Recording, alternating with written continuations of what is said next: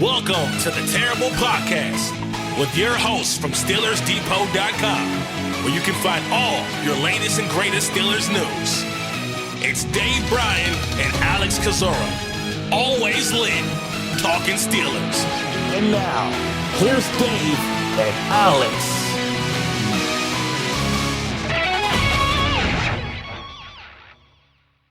Welcome to the Terrible Podcast, Season 16, Episode 43. He's Dave Bryan. I'm Alex Kozora, SteelersDepot.com. Thanks for being back with us this Wednesday, Steelers Nation. Dave, and you and I, we're doing the safety dance today. We got a lot of safety-related discussions here about DeShon, Elliott, new acquisition, Kyle Dugger, who the Pittsburgh Steelers traded for late Tuesday night, addition to the practice squad. So get ready to dive into that. Dave, how you doing?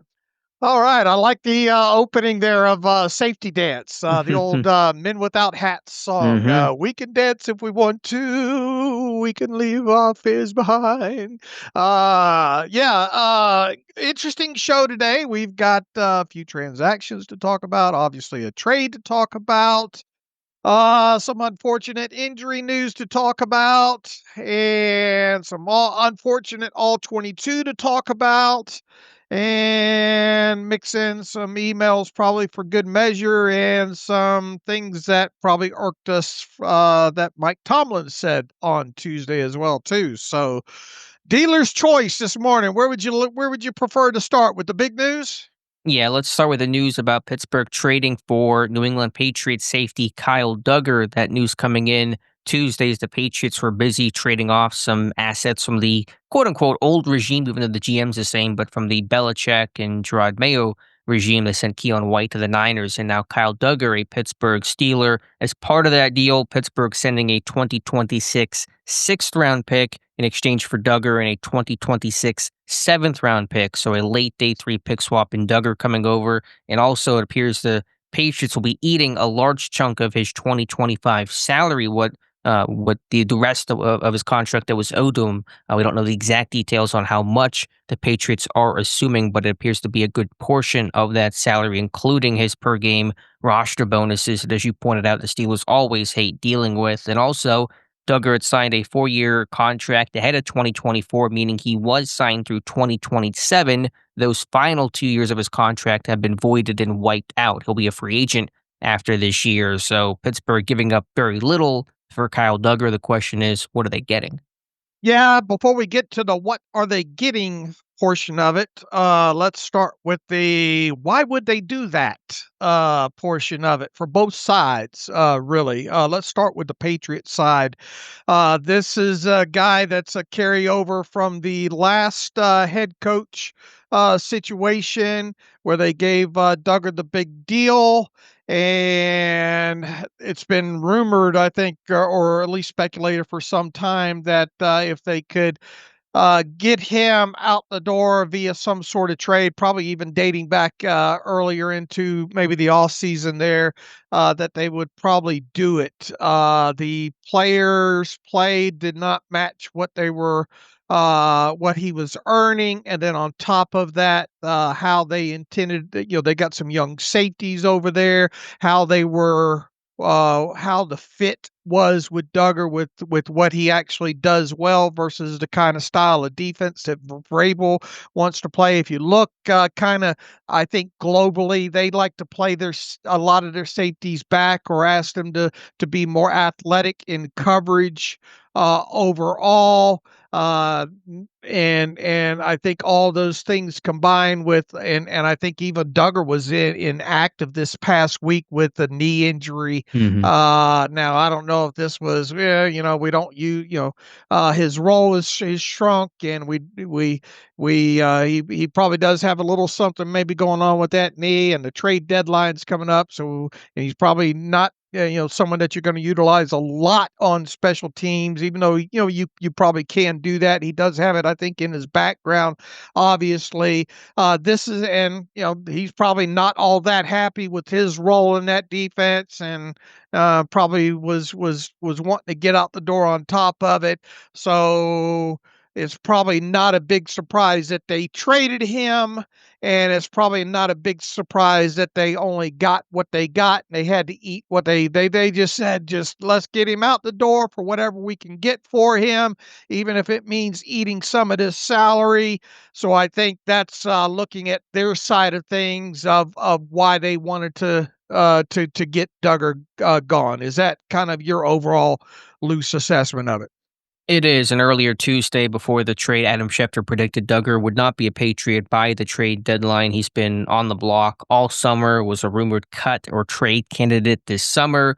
I remember when Ben Vallin was on the podcast before the week 3 game, he said the Patriots were debating between Peppers and Duggar, and they decided to cut Peppers and keep Duggar just because Duggar's salary was larger, and they were just didn't want to eat all of that at that particular time. Turns out they still basically are eating all of that on the hook and assuming a lot of the rest of his salary. In terms of the contract being lopped off, what is the incentive for Duggar to do that? Because he has to agree to that for that contract change to get made.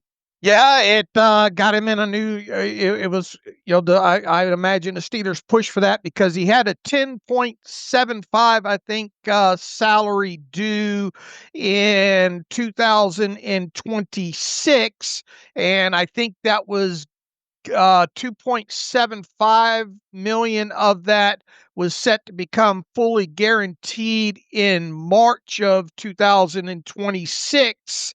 And then on top of it, I think a pretty decent portion of that might have been guaranteed for injury only. So any team that takes him on runs the risk of, if he gets injured, that they might be on the hook for some of that money for the remaining, if he were to get injured for the rest of this year. So he probably had, if he wanted a new home and wanted to at least earn the kind of money that he was set to earn,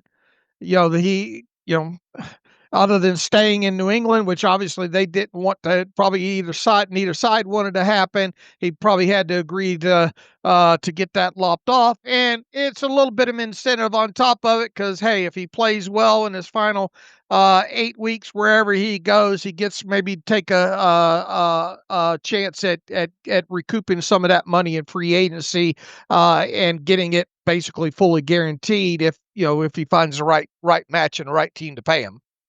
Should note that because the contracts those final 2 years were taken away, were voided, he will not be eligible for the compensatory formula. In other words, Pittsburgh cannot get any comp pick for him, even hypothetically, if he were to otherwise qualify if he signed somewhere else after this season for 2026. And so that's one quirk of it that was clarified by Nick Corte last night. So Pittsburgh now has both former Patriot safeties in Jabril Peppers and Kyle Duggar. As you said, Duggar was seeing limited action this year, did start in week 6 and 7 when Jalen Hawkins was out, but as you mentioned as well, did not play in week 8 due to a knee injury that I think occurred midweek. And so he has to pass a physical in order to come to Pittsburgh and have that deal officially become official. So I assume the health is not going to be a major concern, but just one note, he did not play this past week against the Browns. So looking at Duggar, the player, a physical guy, one of those hybrid types coming out of D2, Lenoir-Rhyne. I remember watching him at the Senior Bowl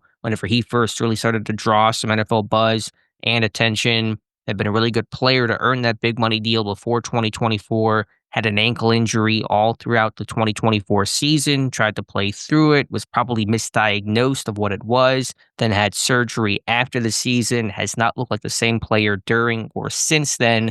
What are your thoughts on the player Pittsburgh is getting in Duggar and what his role might be? Yeah, and the other side of that, why did the Steelers trade for him? I think it's pretty obvious, right? You lose a guy in DeShon Elliott to a hyperextended knee, going to be sidelined at least for the next 4 games because he was placed on IR or is being placed on IR officially at some point, probably today or tomorrow. So. Yeah, you have Jabril Peppers, you have Chuck Clark, but I think it's obvious that the Steelers, would like to at least try to upgrade from those two guys. So that's part of the reasoning why the Steelers made the trade for him. Now, as far as the role goes, You got a guy that's, I believe, according to the tape, at this stage of his career, is a better box safety than he is a coverage safety. I think he can cover in short areas, maybe specifically against tight ends and running backs. He's not a guy that you want running down the field 1-for-1. In fact, there's a easy to pull out clip that I pulled out yesterday, and I think easily caught your eye when going through the tape last night against the Saints, I think it was. They blitzed off the edge. They left him one-on-one to cover up over the top on Chris Olave. And Chris Olave just ran, just ran live by him like he wasn't even there for a big gain. He was, And Duggar had a cushion too. He's playing deep half, way and off. Olave dusted him. Yeah, I mean it was sad to watch on tape there, but he is, I think, noted as a good communicator, above average communicator, a guy that's physical, play to run, tackle to catch for the most part, even though I think the missed tackles is concerning. He hadn't had all that many tackle opportunities this year, and I think is down for like 2 missed tackles on limited tackle opportunities so far this season. So the missed tackles thing is obviously a bit concerning, but but my view on it is this is a guy that's brought in to try to come as close as possible to a 1-to-1 player for DeShon Elliott. Now, it's a stretch to think he's going to be a 1-for-1 replacement for DeShon Elliott 100%. And remember here that DeShon Elliott had already missed a couple of games this year with the earlier knee injury, and then when you take out the 2 half games that he missed this season because of the old knee injury and the new knee injury, you only had DeShon Elliott for what was the equivalent of 4 games, really, right? And it's that's sad because they missed that guy, especially the 2024 version of DeShon Elliott, because if we're being honest here, he was one of the few really extreme highlights of the 2024 defense here. So you're getting a guy that at least initially that I think that you can come in and maybe help with the run, help communicate some things when he's on the field while he's broken in and learning the defense, and then who do you have coming to town this week? Jonathan Taylor, and a very good Colts offense overall. So I think initially you'll see him on the field in some early down situations to help try to keep Jonathan Taylor from going bonkers. Probably get asked, to guard some tight ends or play some, zone drops and hopefully tackle the catch definitely better than what this team did against the Green Bay Packers here. And then as time goes on, over the next couple of weeks, maybe he sees the field a little bit more. But yeah, I mean, not a guy that you want to put out in a too deep situation, I don't think. Not a guy that you want running 1-for-1 in long distances in coverage. Yeah, he's definitely doing his best work down in the box, stopping the run, filling his gap.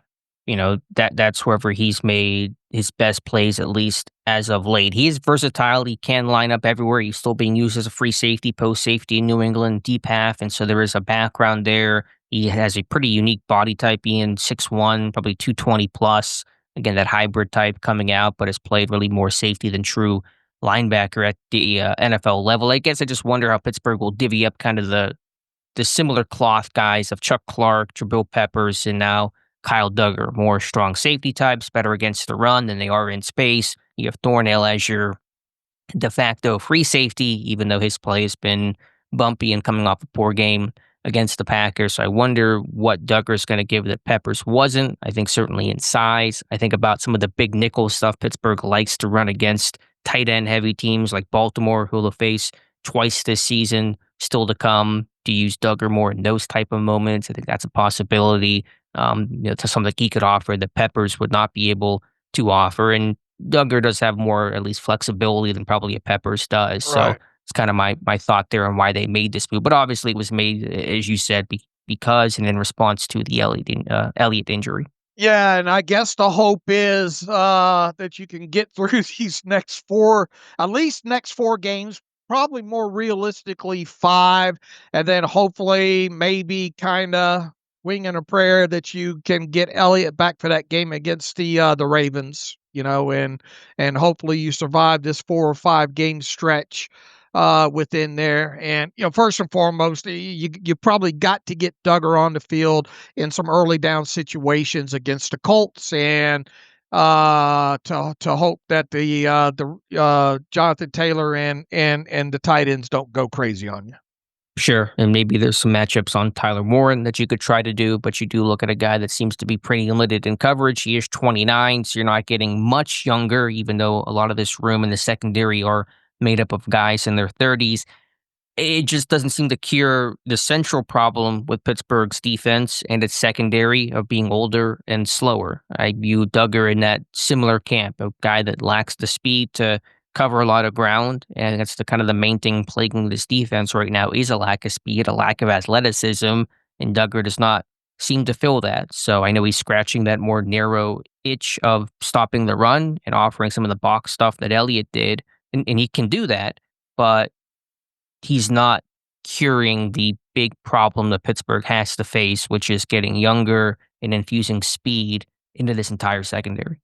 It would be better too if he had a more recent, better history of not missing tackles too, right? So it's not like you, at least in recent play, you're not solving the missed tackle aspect of it greatly, and that's something that, and we'll talk about it here in a little bit. It's something that really, really hurt the Steelers in these last couple of games as well too. So once again, I think you're trying to come as close as you can, and it's a big want to trying to match some of the things that DeShon Elliott did well, Hmm.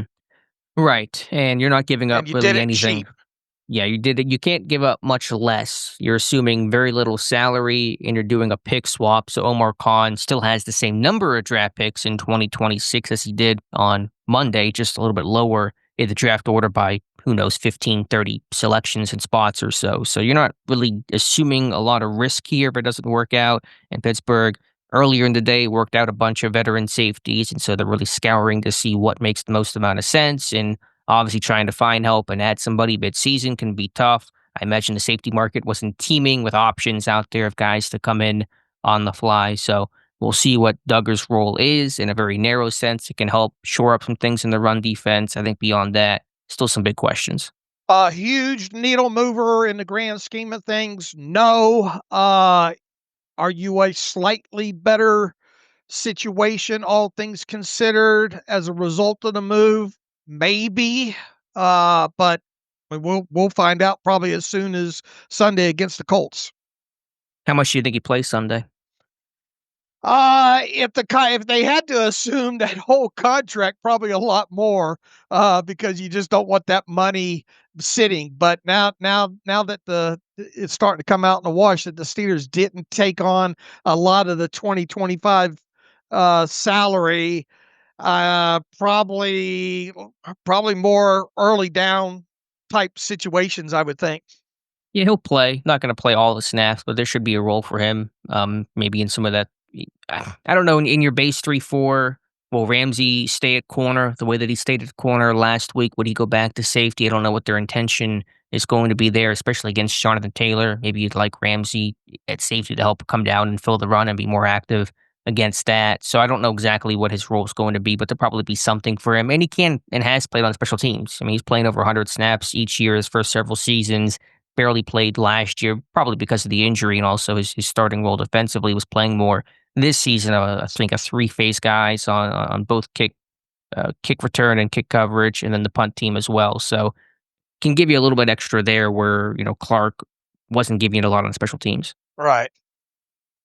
All right, Dave. From other safety news, as you said, DeShon Elliott officially to IR. I guess his status is a bit better than some of the media reports that came out Monday night that suggested Elliott would basically be lost for the season, Pittsburgh having little hope, although those reports noted his ACL was intact. Mike Tomlin Tuesday saying it's a hyperextension of Elliott's knee, He was week to week. Tomlin had ruled him out for the Colts game. And then, of course, post-Duggar trade, Pittsburgh placed Elliott on IR, meaning he'll miss the next 4 games at the least, but does not seem to be quite as dire or season-ending. At least it appears there's a chance Elliott can return later this year. So that's the update on DeShon Elliott, but out the next month, and that's a glue guy and a big loss for this defense. Yeah, the communication, just the style of play. I mean, you just go back to last year and what he offered this team. This is a fairly significant loss for this defense overall. And once again, you look at the next 4 games, you look at the next 5 games. Let's assume, I mean, he obviously is going to miss the next 4, potentially 5. I think maybe you're keeping your fingers crossed you can get him back for that first meeting against the Ravens. That would be nice. That'd be a great time for it. So we shall see on that. Pittsburgh working out a trio of veteran safeties on Tuesday, and Eddie Jackson, Von Bell, and Derek Forrest. They signed, or reportedly have signed. Don't believe it's official as of this recording. Probably will be by the time people listen to this. They signed Derek Forrest, who was most recently with Washington, had yet to appear in a game this season, had played a fair amount in the past, including on special teams. Former 5th-round pick in 2021, appeared in 10 games last year, made 13 tackles, started 11 games back in 2022, had 88 tackles and 4 interceptions. So Pittsburgh getting some depth and some help potentially on special teams.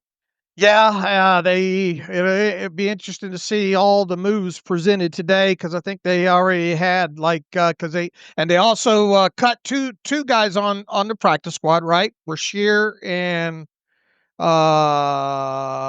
Jacoby Jacoby Windman. Windman. And didn't they already have a practice squad spot open? Yes, so they should have 3. And on Valdes-Scantling, that has not Forrest been. Forrest will fill one of those spots, and tell them about Valdez, the latest, at least on MVS. Right, Mike Tomlin confirming that a signing has not happened yet. Jerry Dulac saying the Steelers don't intend to sign him this week, maybe later on. Now, when the reporting came in Monday that he was going to sign, Jeremy Fowler cautioned it may not happen right away. Said something about travel logistics, which I'm not quite sure what that refers to. He was in Pittsburgh to work out for them. He did have the calf injury, which is what got him on IR and then released by the Niners. So I don't know if Pittsburgh's kind of just waiting for him to get to fuller health and if that's the delay in that. But as of right now, Valdes-Scantling, not a Steeler. Right. And we'll have to see if that comes to fruition or not. And I think the speculation is if he were to be added, maybe a B practice squad initially there. Let's see. The Steelers did waive Dominique Davis. He's healthy now. He had been on IR. That waiving from IR did not include an injury settlement, so they cut him. We talked about the 2 other practice squad guys that were cut. What about the offensive lineman they brought in for a visit? Yeah, that was, who was that? Jack Driscoll. And so he has not been signed. Maybe just some Rolodex type stuff. You have the Sayamalu injury, although the news on Sayamalu seems to be fairly positive that the door is not even closed for him to play this week against the Colts with that pec strain. Mike Tomlin noting that Sayamalu is going to be limited and probably won't practice early in the week, but they'll leave the light on for him because he's a vet that does not need the practice reps that maybe a rookie or young player would require. So seems like he avoided any sort of major pec injury. Yeah, and just keep your fingers crossed. We'll see how the rest of the week plays. I won't be shocked if he does miss at least 1 game with that. But Driscoll is a guy originally drafted by the Eagles, can play both tackle and guard. So we'll see if anything happens there. All right, Dave, any other thoughts here on all the safety talk? I think we kind of covered it pretty well. Anything else I'm missing? Any other housekeeping I'm missing? I guess the continued rumblings about the Steelers potentially being in the market to trade for wide receiver. Mike Tomlin was asked, and this was prior to obviously the Duggar trade stuff coming in late last night. Said, "Yeah, we're open for business to trading. We're always open for business, specifically as buyers." So fast forward last night with the whole Duggar thing. People continue to try to link the Steelers to a couple of wide receiver potential trade candidates and all like that. Here's the thing with that, and look, I mean, we beat this horse quite a bit. You know, both of us, I think, stand on the firm ground that if they to do something, you would hope it would be a significant, a true number one or 1A or number two type guy that could potentially be a difference maker. But within all that, and with seeing how this Steelers offense runs and the limitations of it and all, how much could a true number two wide receiver actually help this offense if you were to trade for one? Yeah, we've discussed it a lot before. I mean, certainly there could be a boost there, but I've kind of downplayed and not been on the go at a receiver train because of what Calvin Austin has been able to provide this year, and Roman Wilson playing some better football, playing his best football the last two games, albeit not a lot to compare to in his young career that was awash with injury as a rookie. But, I'm on record saying if you're going to swing big, but I don't see the compelling need to go at a receiver.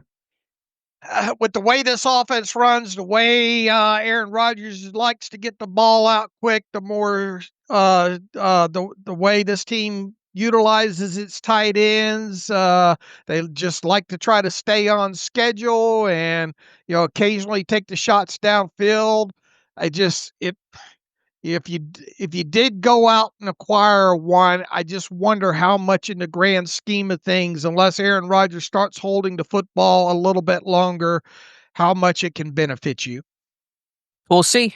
Jeremy Fowler today predicting that Jacoby Myers, the Raiders receiver, would end up in Pittsburgh. Now, that was not ironclad reporting. It was kind of his speculation that was informed, his best guess of where things end up. The Raiders have staunchly held on to Myers, and Myers has been asking for a trade since the start of the season, and the Raiders have done nothing with that. An expiring free agent, the Raiders' season seems over, so it would make sense to deal him, but what's the cost? Reportedly, the Raiders were asking for a third-round pick, a day two pick. I assume that's some leverage, it's some posturing. If he actually were to command that on an expiring deal, no way. Nothing even close to that. But we shall see. The deadline now, 6 days away? Yeah. Look, they're probably going to trade him, right?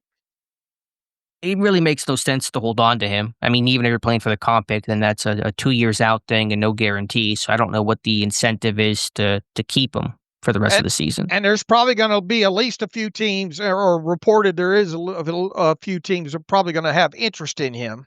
Yeah, I assume they're just trying to play this thing to the last second to try to drum up as much interest and leverage and maximize his value as much as they can. Look, I'm all for trading for a guy like that, especially if you don't have to give up a lot of serious draft capital for next year to do it. I want it to happen for several reasons. A, you get another player in there, but B, I'm interested to see how much he can actually help. Right. And you look at this defense, and a lot of the team's big problems sit on that side of the ball, not offensively. I guess you could sit there and say, let's just try to outscore our struggling defense and take that approach. But the defense is the greater concern right now. All right. So we'll obviously that's going to be the topic in the next topic until the trade day. A lot of people are talking about the Jets running back. Brees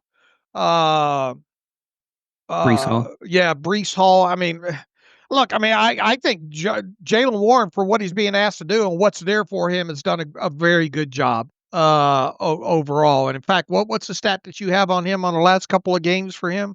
He's averaging 6 yards per carry over the last 3 games, and that is 6th in the NFL among running backs with at least 15 carries. Yeah, I mean, I understand the want from the fans, but it feels like running backs just, trading for a running back is an extreme luxury right now.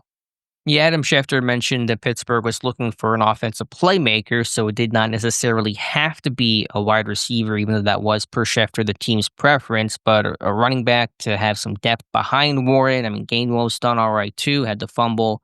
I know against the Packers, but I think he's done a nice job, like his pass catching ability. And then somebody made the joke, I'm stealing it here, but go trade for a tight end so they can stop hurting you defensively. Just acquire every tight end that you can so they can't hurt you is the Pittsburgh Steelers long game, it seems. But obviously adding another tight end seems just silly. Yeah, I agreed.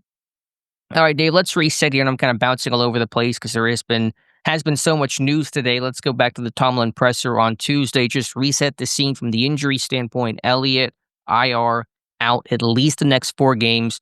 Window and door open for Sayamalu this weekend with the pec injury, but unlikely to practice in the early portions of the week. Daniel Ekuale, knee injury. Monday report that he tore his ACL. I believe Ekuale on Instagram noted he's done for the season. Tomlin did not specifically say that, but we'll safely assume he's going to go to IR here probably by today or at least in the next couple of days. And he is done for the year. So Pittsburgh will need some help along that defensive line. And then Tomlin not mentioning any other specific names, said his bumps and bruises, did not mention the status of any of the IR guys, Malik Harrison, Will Howard, who were practicing, did not say its window will open for anybody else this week, be it Corey Trice Jr., Isaiah Loudermilk for some D-line help. We shall see. But Elliott done for the next month. Sayamalu, call him questionable. Ekuale done for the season. And we just have some transactions coming in to pass along to the folks. All right. Well, you tell me because I hadn't pulled it up here. The Steelers signed offensive lineman Jack Driscoll, who we just talked about, safety Derek Forrest, who we just talked about, and your old buddy John Reese Plumlee is back to the practice squad as a wide receiver. It was announced today. So your 3 practice squad additions, Jack Driscoll, Derek Forrest, and John is it Reese? Rice. I always had a problem with that. John Rice Plumlee to the practice squad. So I would imagine Plumlee with Scotty Miller being probably banged up is kind of the reason for him being added. Yeah, I should have mentioned Miller, who was out last week with the finger injury. Tomlin said he had it repaired, so I assume that means surgery, and Tomlin was kind of leaving it 50-50 for Miller this week. So Driscoll will add some depth, and so will Forrest. And Plumlee, who was announced as quarterback, signed as a quarterback last year by Pittsburgh out of Central Florida, kind of did it all in camp. He was primarily a quarterback, but played receiver when lines got thin, did return work. Remember, he was the personal protector on one rep, ended up going to Seattle to finish out his rookie year. I think he got elevated, maybe played in a game or 2 there, and now back to Pittsburgh as a true and blue wide receiver. He was a good athlete in college, baseball star college, starting quarterback for Central Florida. So fun to see him back in Pittsburgh. All right. And the fact that Driscoll's getting signed there's probably not a great sign for Sayamalu, at least at the start of the week. Yeah, I mean, they're going to need depth just to practice. We know that Sayamalu's going to miss probably a good chunk of practice time. So I don't know if that's a smoking gun that says he won't play this weekend, but just need some guys to get you through this week. All right, let's go down the path of before we get to Tomlin and start talking about the all 22 and all. Let's look forward and say Isaac Sayamalu does not play against the Colts, and obviously Spencer Anderson would probably be the next man up at left guard there, and this is the same Spencer Anderson that you've been utilizing in these jumbo extra lineman type situations. We saw on for starters, they didn't run the football a lot the second half against the Packers, but after Sayamalu was gone for good on the 2-point conversion, they brought in Ryan McCollum as the extra offensive lineman. That's, as we've seen in the past, probably, I mean, it worked, and that was a pass over to McCollum's side that on the 2-point conversion that you wish Johnny Smith would have held on to, but he didn't. But you probably don't want to make a habit, at least I wouldn't think, that you want McCollum, who is your backup center, reporting eligible for 10, 12, whatever snaps a game as the offensive lineman there. So how would you go about potentially if Anderson has to play left guard, and if you wanted to continue to use these heavier type packages, and assuming Sayamalo was inactive, and how would and Pete would Andres Pete probably would get the helmet for the first time this year. How would you go about filling that? I mean, you have your three options in front of you. Your backup offensive lineman. You have McCullum. You have Calvin Anderson, who's been the backup swing tackle, yet to take an offensive snap this season because Jones and Fautanu, knock on wood, have been healthy, and Pete. And so I don't know what their preference is going to be. Remember, McCullum picked up a snap as a sixth offensive lineman against the Colts last year. That play, I think, ended in disaster. I think it was a fourth down play, but he has been used in that role before. So I know in this game, Pete was not an option because he did not dress, and they chose McCullum over Calvin Anderson, so I assumed that McCullum would get the nod over Calvin Anderson. The question would be, would McCullum get the nod over Andres Pete? I just don't know, but there has been at least some preference, and I assume some sort of work for McCullum to get those looks last year, this year, and so I wonder if they'll stick with him or go to Pete. Personally, I think I would like to see Pete in that role. You got a guy that's tackle guard versed, and I think he would best fit as that extra offensive lineman on the end. Sure, that makes sense. A bigger body, somebody that has played on the edges before. But either way, I mean, whoever's the best man for the job. I mean, I'm good with McCullum or Anderson, Calvin or Pete. I would rank them honestly, Pete, Calvin Anderson, then McCollum. Well, it's something. I mean, they had McCullum in the game, so they could have gone with Calvin Anderson. So there's something that tells them McCullum is the better option over Calvin Anderson. Right. So We got some speculating there because we don't know yet whether or not what's going to happen with Sayamalo. But if he does indeed miss, I will. You don't want them to get away from using that extra lineman, right? right, but how effective can that replacement be, no matter who it is? Because Anderson was doing a great job. His athleticism in space on some of those escort swings and screens, and those uh, tosses to the left or to the right were really effective. He was really light on his feet, so it's a noticeable loss. That Pittsburgh either can't use that package, or it's just simply less effective with a lesser player being that sixth offensive lineman. Yep. So we'll be paying attention to that if the need calls for it, if Sayamalo can't play. All right, Dave, going back to Tomlin's press conference, the big things that he had to say yesterday that were not injury related was basically a lot of status quo for the defense. The issues do not require dramatic, was Tomlin's word. Schematic changes. There's a rhyme for you. Dramatic schematic changes.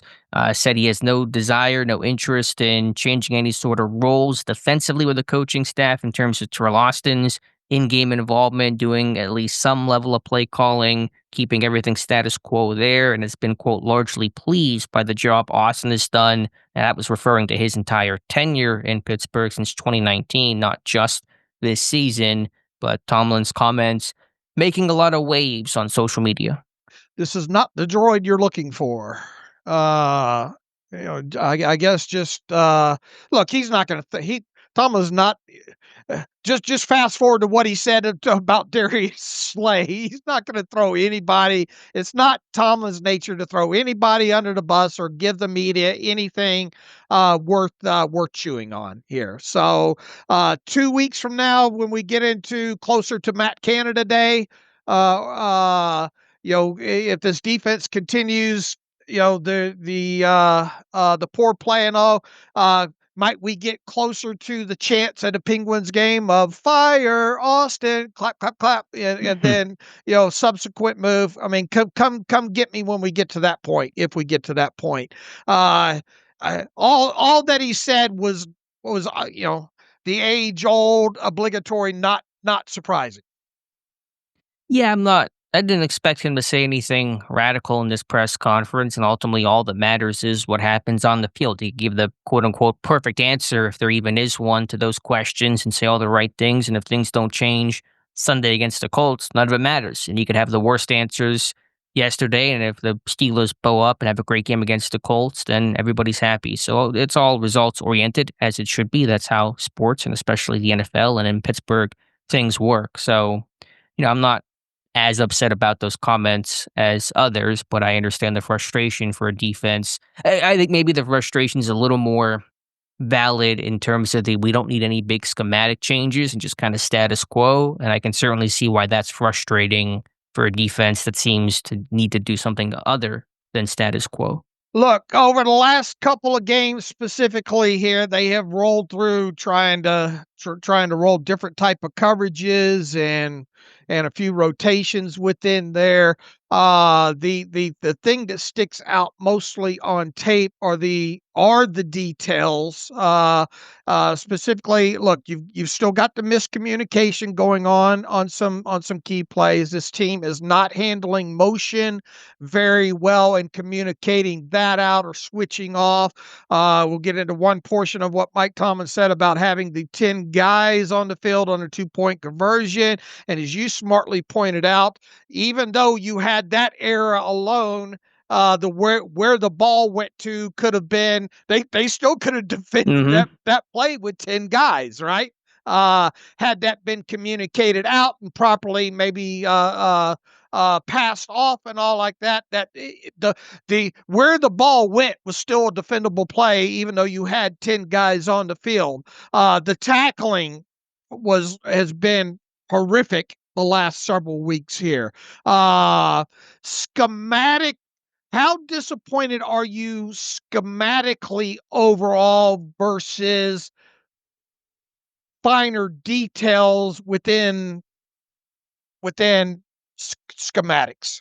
Yeah, there's some problems there. Don't mistake my last comment to say that these guys get a pass. There's some big issues that I think are evident. I think these last two games are highlighting that. Look at the Bengals game, just to go back to that for a moment. Remember, Patrick Queen said, we didn't think they would run this much. We were kind of game planning for the pass, and we weren't really focusing on the run and taking away Chase Brown, and the Bengals run for $142, and that really jump-started their offense and made the combination of Flacco to Chase and Higgins even more potent. So that was a big problem. They kind of didn't get talked about a ton in Queen's comments, but those are pretty damning comments from an NFL player. And then go to the Packers game. It was a bad game plan. Pittsburgh had this cover one, blitz heavy approach on early downs against Jordan Love, who was great against the blitz coming into this game and absolutely countered the blitz really well. I mean, look at basically every catch Tucker Kraft had except for that 59-yarder was against the blitz and getting a bunch of yak off of that. The blitz was completely ineffective, and Pittsburgh tried to blitz and play a lot of cover one man behind, and they were getting just torched by it, especially in the second half. But even in the first half, the Packers were winning against it. And so you have to wonder why that was the plan in the first place, to blitz so much against the Jordan Love quarterback that was good against the blitz and got the ball out quickly. And when Pittsburgh was struggling to get home and struggling to tackle in space, you're in man coverage, you're in these one-on-one opportunities, your defense is looking old and slow. It was a bad game plan against the Packers. Right. And you had the extra time to prepare because you had played the Thursday before. The Packers had the less time to prepare by playing the week ago Sunday. You know what, just it's no secret when you have a pass rusher like TJ Watt, that you knew that the quarterback more times than not, especially a guy as experienced now as Jordan Love and as smart of an offensive mind as Matt LaFleur, that they were going to try to get the ball out more times, quickly more times than not. You knew, they had Christian Watson coming back, but you probably knew overall that the ball wasn't going to run through him. The ball was, if you knew that you had to stop the run, first and foremost, and they did, to their credit, they did that. For the majority of the game.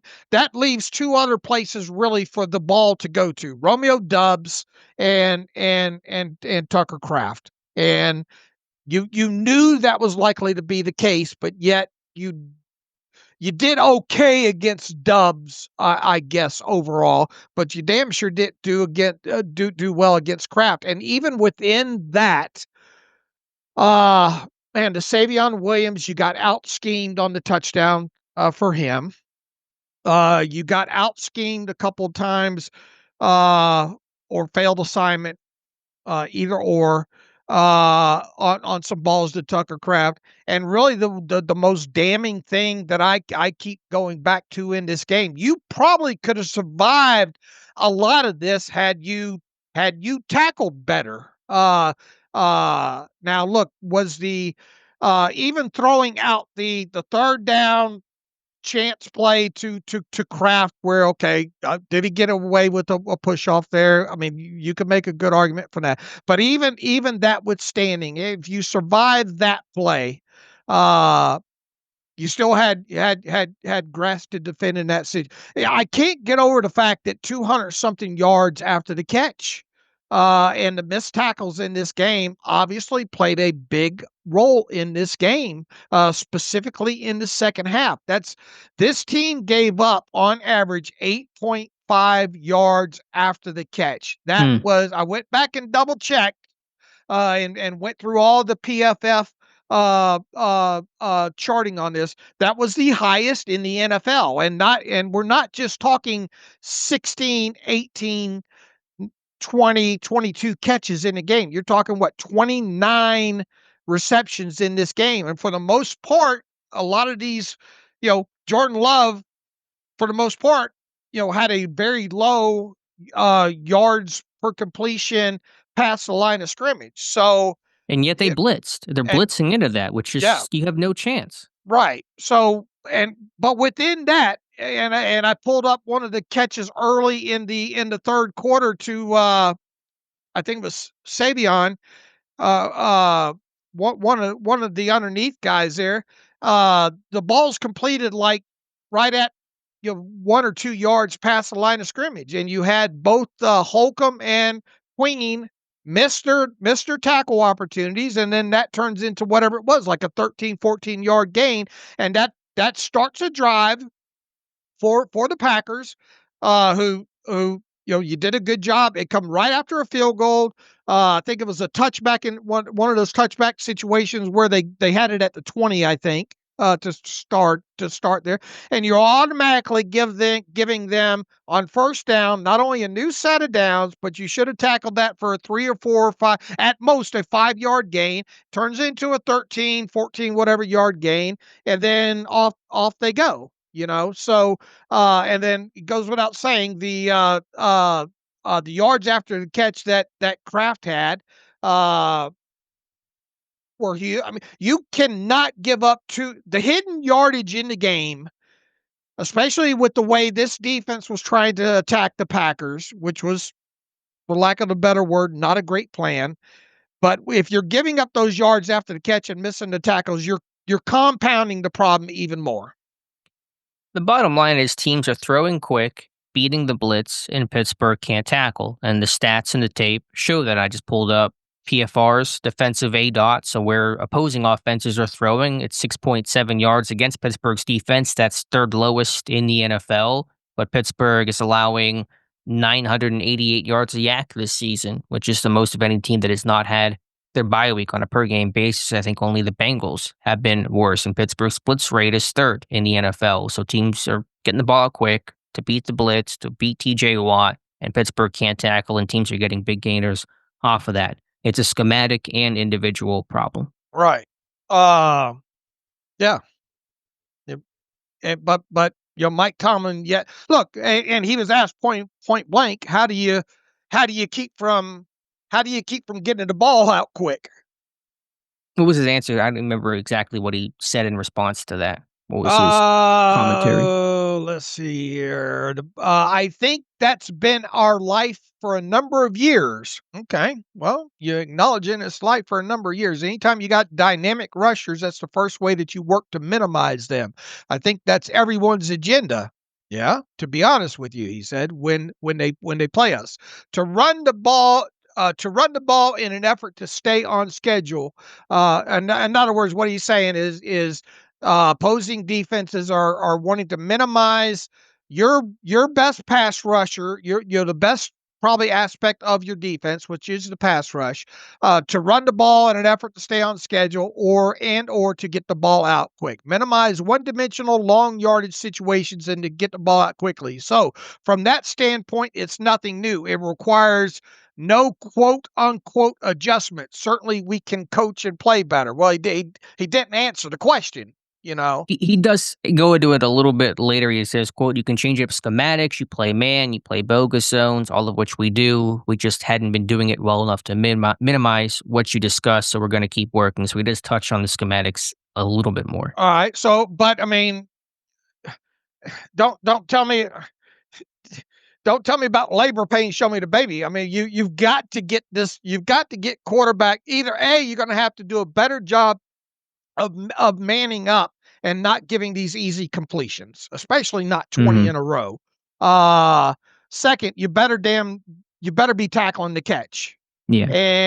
And in the instances where the quarterback, and look, there were a couple of plays where Jordan Love did hold on to the football a little longer. But you did not get to him in those situations other than really that third down play where he lollipopped it and Kraft made the catch and got the yardage there. So it's understanding the problem and knowing what the problem is and fixing the problem are way two different things. Sure. Against the Bengals, the concern that I had was Pittsburgh could not stop the run. The concern that I had against the Packers was Pittsburgh could stop the run, and yet their defense still got completely torched by the Packers passing game. The theory is you stop the run, everything else falls into place, which is fair and usually the case in Pittsburgh, but it was not the case against Green Bay, which really has you sending up the alarm bells and the red flags saying, oh, what is this defense? What is this secondary? We stopped the run. We held Josh Jacobs in check, and yet Jordan Love still had a field day against Pittsburgh's defense. I was hoping somebody would just point blank say, how would you define your defensive identity at this point right now? How much does that matter though in season? I mean, I get that, and I do get the value of identity. It looks good. It looks good on a bumper sticker. But I would just like you just would like to hear somebody say it to put it on a bumper sticker. But what is the value in that? Ultimately, it does not make you tackle any better. Doesn't make you play any better. This defensive identity is wait around for TJ Watt to make a play, or hope that you get a bad decision by a quarterback that forces the ball, that you get a takeaway that way, or you go against a running back that can't hold on to the football like Ramondre Stevenson, and you punch it out. It literally is, don't give up the big play, try to tackle the catch, get to third down and long, get off the field, and wait for TJ Watt to make a play. I mean, it's not a bad plan on paper. I think it's what a lot of defenses aspire to be: force third and long, such a pass rush, get home, be able to do some creative stuff then. So I don't think the identity necessarily is missing or inaccurate or hurting this team. It's just the execution of it, and some of the schematics have been really poor. If you're going to blitz and you're going to try to man up behind that, then you've got to have closer coverage. But one reason why this team is struggling to tackle in those situations, I think, because they're not athletic enough. When you're slow and when you're not getting yourself in good position to tackle, you're more prone to missing them. Now, speed alone is not going to make you a great tackler. You have to have technique and physicality and want to and all that kind of stuff. So it's not the only thing. But if you're slow and you're constantly a step behind, you're going to miss tackles, or you're going to allow yak. Look at the Tucker Kraft touchdown. Look how many steps behind Chuck Clark is. Doesn't matter how good of a tackler he is in that moment. He's trailing. He can't even get a hand on Tucker Kraft. And so when you're slow, you're going to have worse angles. You're not going to be able to cover spaces quickly in zone.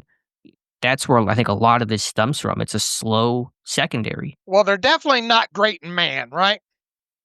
Not great in anything. No, I mean, but what I'm getting at here is, would you just roll out the old Dick LeBeau, cover three, try to keep everything, a lid on everything, and just tackle the catch and go that aspect of it, which they haven't been good at either, obviously.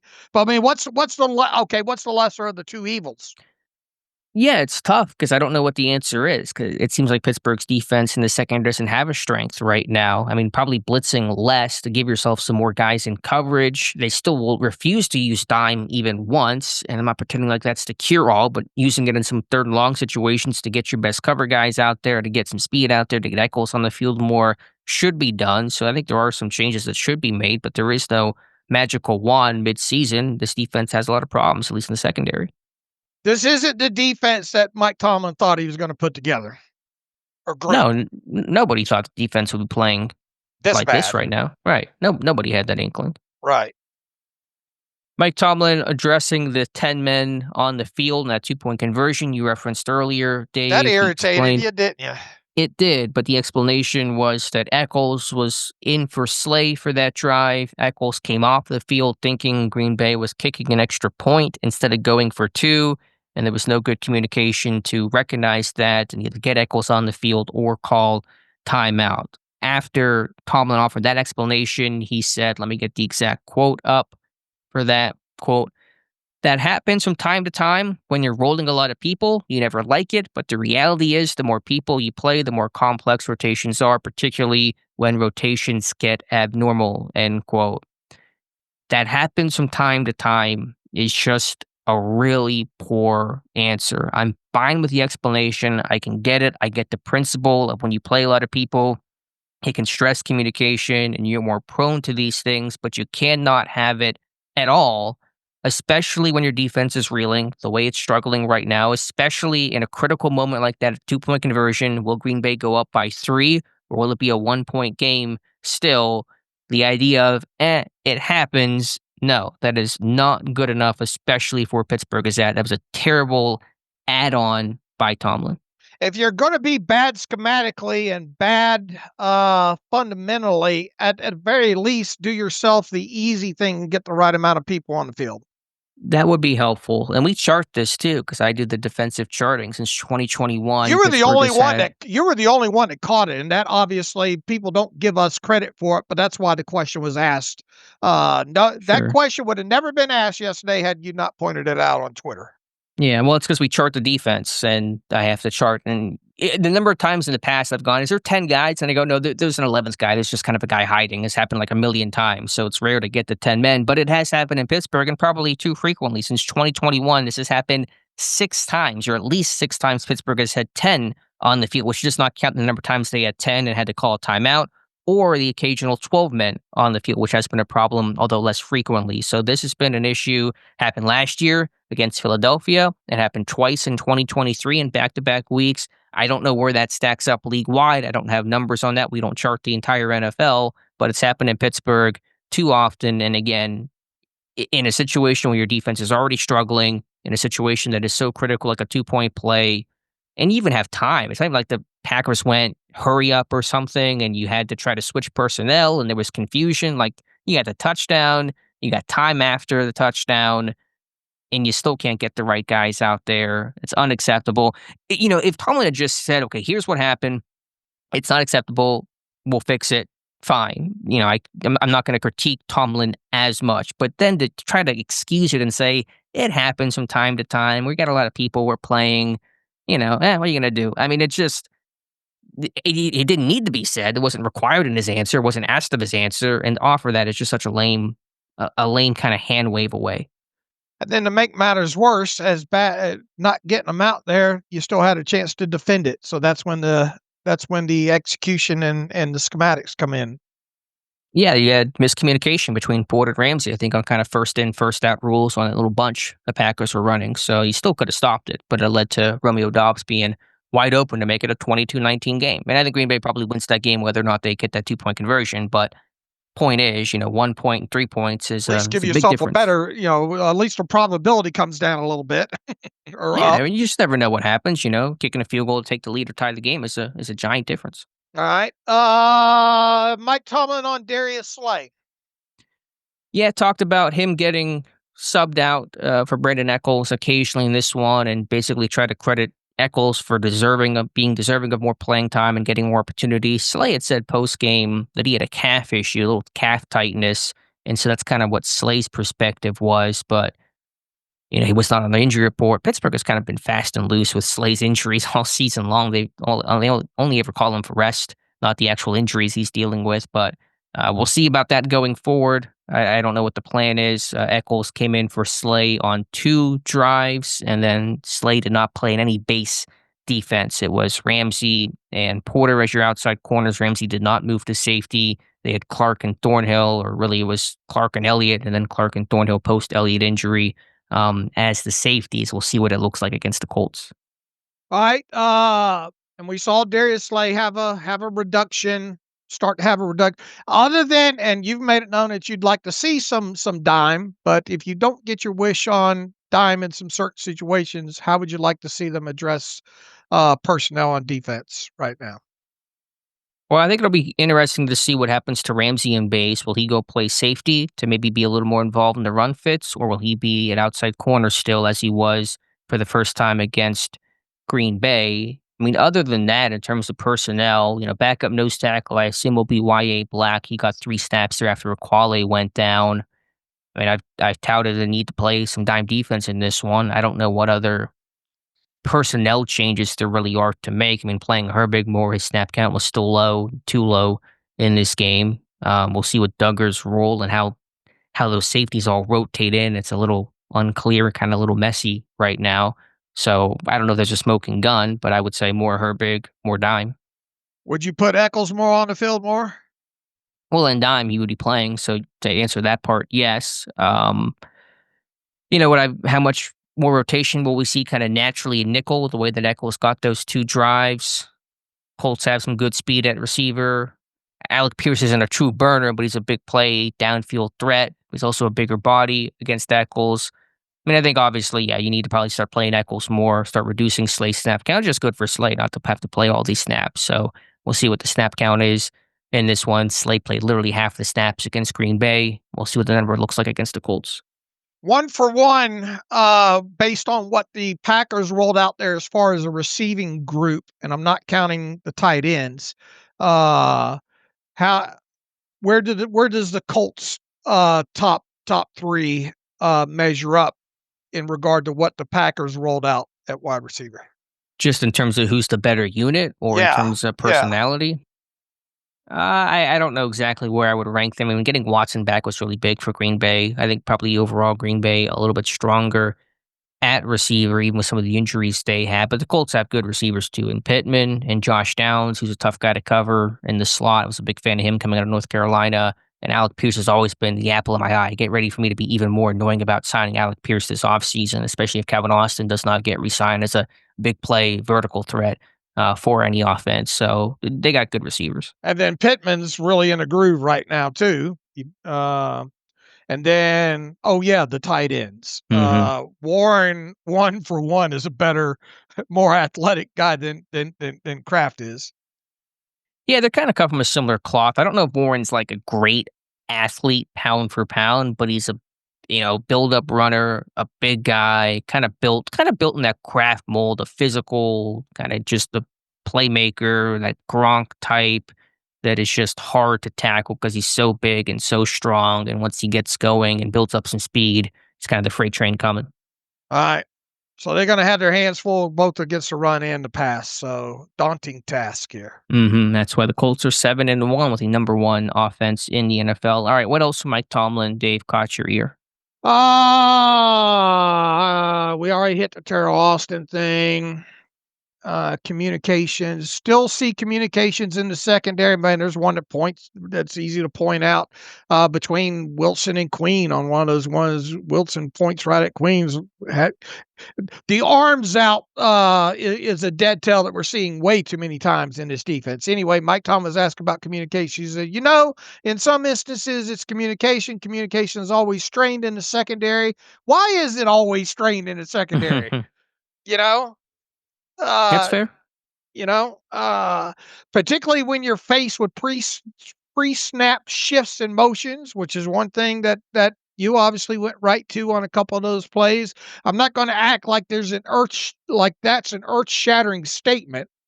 When we were talking about tooling and retooling, that's a component of coaching that will always be urgent regarding pre-snap communication week in and week out. Of the adjustments change, shifts and motions change based on offensive units, based on the talent within those units. How do you choose to deploy your people based on those things? There are alterations to communication and adjustments every week. So there is always urgency there. We can certainly be better there, and we will. Well, what leads us to believe that we will be better there? Yeah, just kind of a word salad answer from Tomlin there. So I don't think there's really a whole lot of insight to respond to, just kind of giving a very wordy response. All right. Communication is always strained in the secondary, he says. Fix it. Yeah, I mean, that's fair, but your job is to deal with it. If every secondary has to deal with it, and most secondaries seem to be dealing with better than Pittsburgh, then what does that say about the Steelers and the coaching staff? So even simple motions. Look at the first Tucker Kraft touchdown. Just a simple trade with Kraft going to the other side, and Elliott is really late responding to it. There's no communication, at least that I can tell from that motion, and Pittsburgh's blitzing Holcomb, and Elliott's late to get over into the flat, and trails, and they miss tackles, and Kraft's in the end zone. So Pittsburgh is just struggling with basic, simple motions. It was an issue last year, and it's been an issue this year. Mike Tomlin was asked, you are ranked last in the league in total defense. You also hadn't had a takeaway since the Dublin game. What's the bigger red flag to you? Basically, Tomlin just gave the yes. Which is fair. I don't know if yeah. there's any point in picking. Yeah. There. Look, if this team, if this team doesn't get sacks and doesn't get takeaways, it makes for long games. And that's true for probably any defense that's unable to do that, but it is very much at the core what Pittsburgh wants and needs to be able to do. And when your defense that's taking on a bunch of water, getting that timely takeaway can certainly, feel even better in a game where you're struggling to kind of get consistent stops, driving the ball on you. But Pittsburgh has gone 13 straight quarters without one, and that streak has to end here against the Colts or Pittsburgh to pull off the upset. All right. Anything else from Tomlin? Yeah, he made the comment.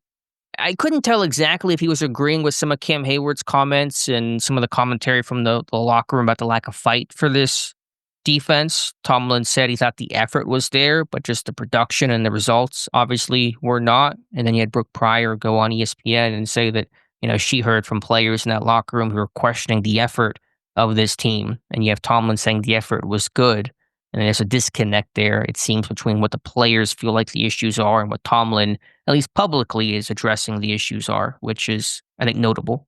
I think definitely on some of those tackle attempts closer to the goal line, you see some effort issues for sure. Yeah, the Savion Williams, I think Darius Slay's come under some criticism, and it wasn't great effort there. I pointed out the T. Higgins touchdown last week where I didn't love the effort and the finish from Slay or Porter at the 5-yard line on that one. Has the effort been...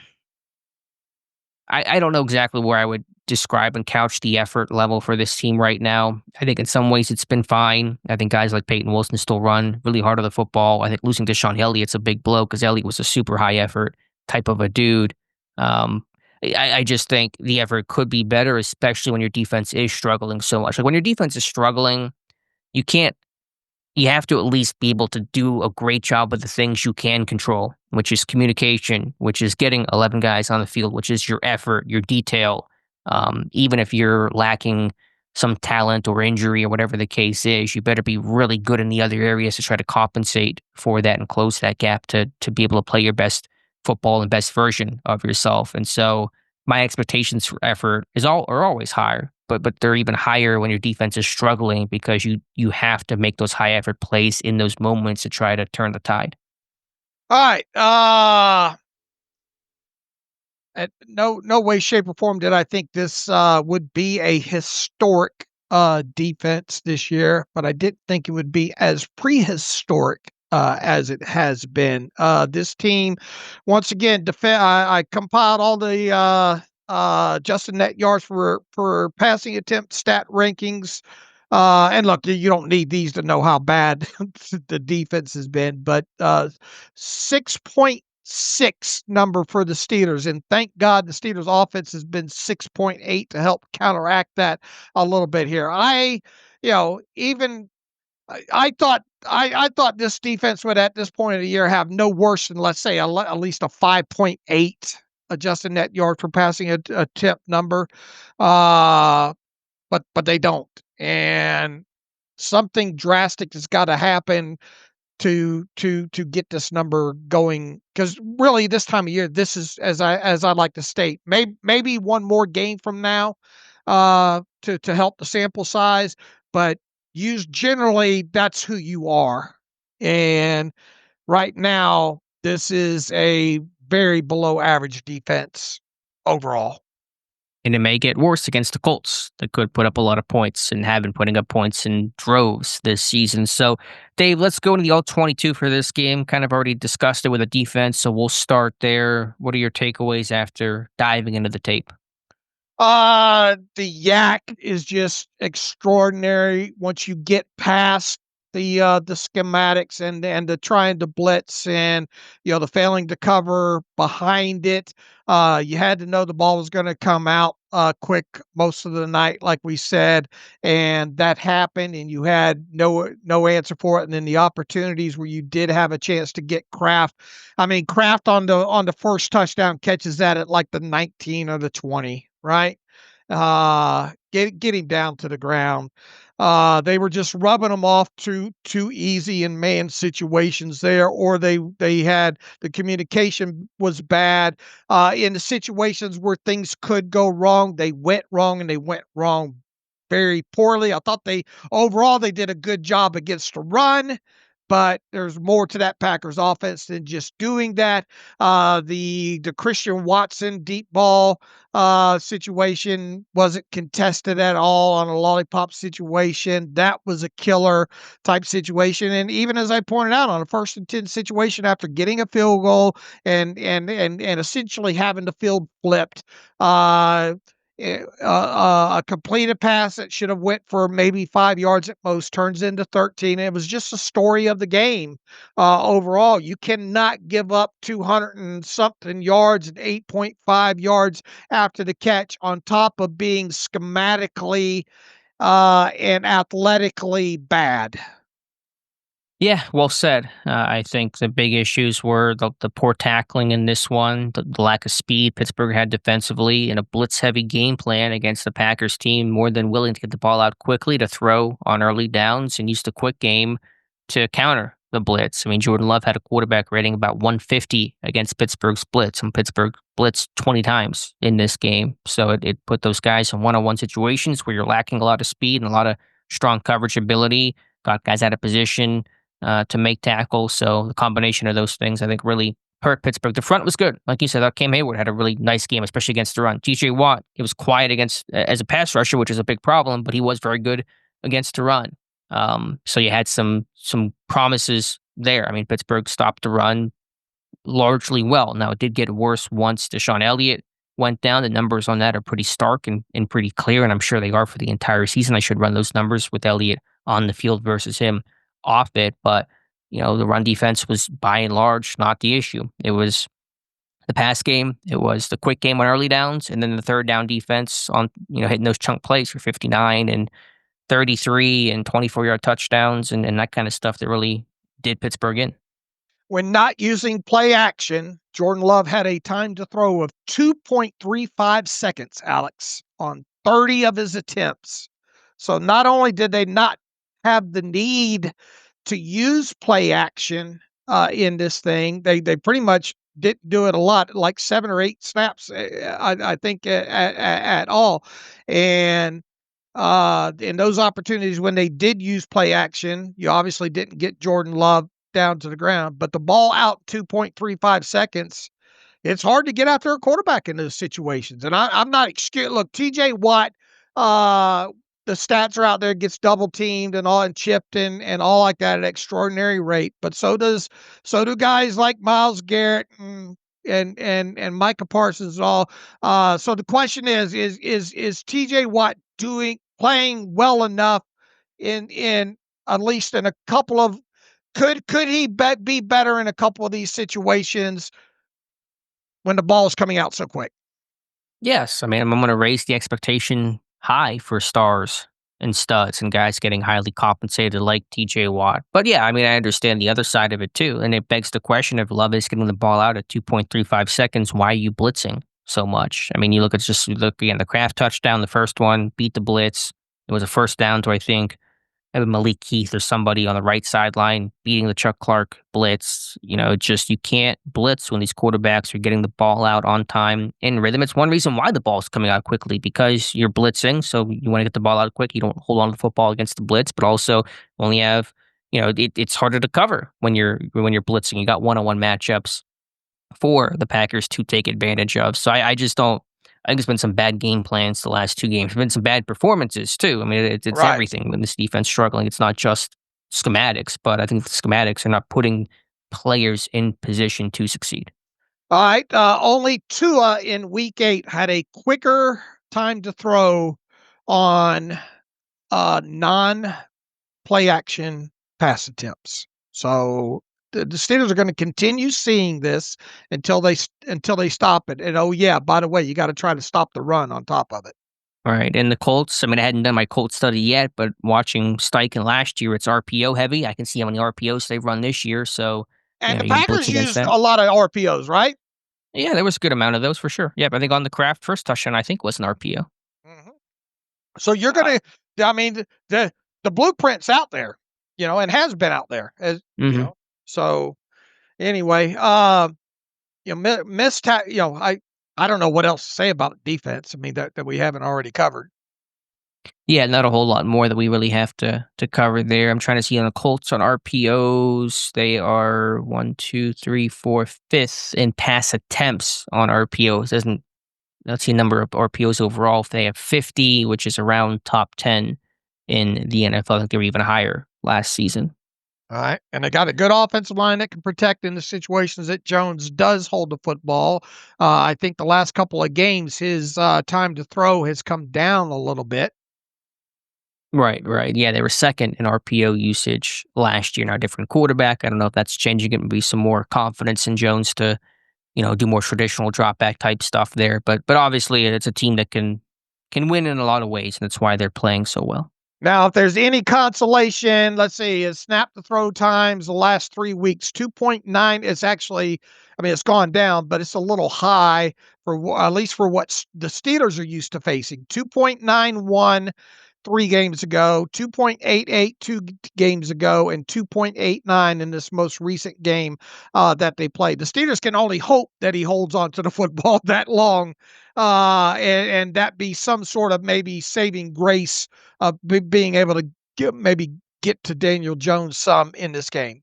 Maybe, but I imagine the Colts will be light on their feet and change that plan, Sure. seeing the success that teams have been having against Pittsburgh. So that's all game to game dependent. If you don't get them in second and long or third and long situations, you don't have a prayer.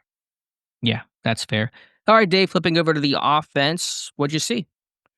I thought there were some bright spots in the run game once again, specifically when you had the heavier personnel. I thought they did good job on some of the things where they were pulling the tackles or running the pitches or running running to the heavy side. That being said, I thought Jaylen Warren did a good job of picking and finding some creases when there wasn't a lot of things to run through. The other aspect of it, this was once again the ball out quickly from Aaron Rodgers, and you expected that. Not a lot of imagination, I didn't think, when it came to the route concepts. I thought they basically stole an explosive play early to Roman Wilson. I thought Roman did a great job of adjusting on that football and getting, maybe as an unwritten rule, try to get as close to the red line as possible whenever Aaron Rodgers has to extend one. So I don't think those are the type plays that you draw them up to happen as they happen, but it was good to see an extended play like that happen, and with Roman Wilson being on the back end of it. So there was that aspect of it. You obviously didn't have the yards.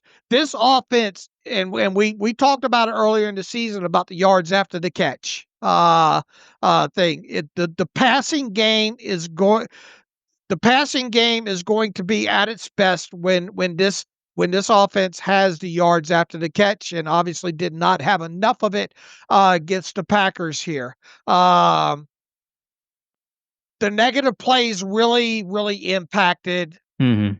this offense. This offense is not built to play second and long or third and long. And Mike Tomlin hit on this at the opening of the press conference. Too many of those situations where they got behind the chains. And then you look, there was a chart that came out this morning on the throwing to the chains, quarterbacks and throwing to the chains. Let me see if I can find it here.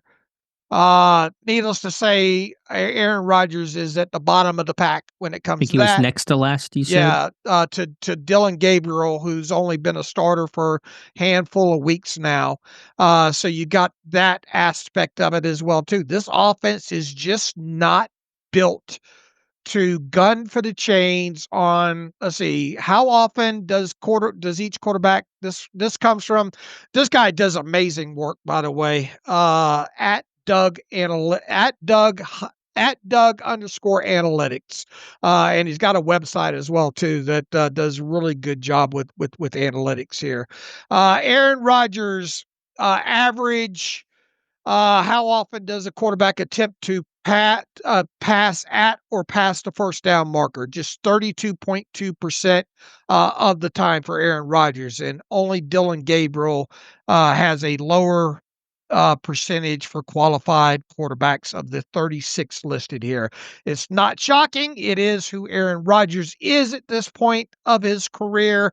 He's going to play better ahead of the chains than he is behind it. They continue to look for what they're trying to do at hiding Broderick Jones. They're doing a great job of it. And on the flip side, I think for what he's asked to do on the right side, I think Troy Fautano's answering the bell over there.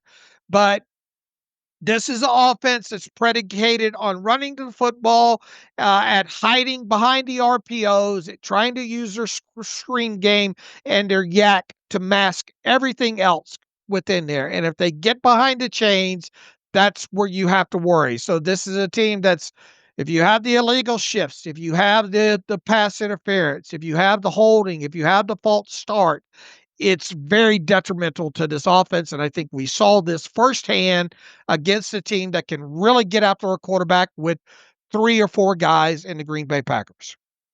Yeah, it's really frustrating for a day in which you ran the ball well and consistently throughout to be 1 of 10 on third down. Usually you're 1 of 10 on third down because you can't run the ball, and that naturally backs up your offense and puts you in those third and longs. But you had those issues in this game because you had 3 sacks and you had some of those penalties, the OPI, the illegal shift, that kind of stuff that really hurts you. You had the Metcalf personal foul that puts you from 3rd and 2 into 3rd and 17. I mean, that stuff just killed you. So to be 1 of 10 on third down is a hard road to win from.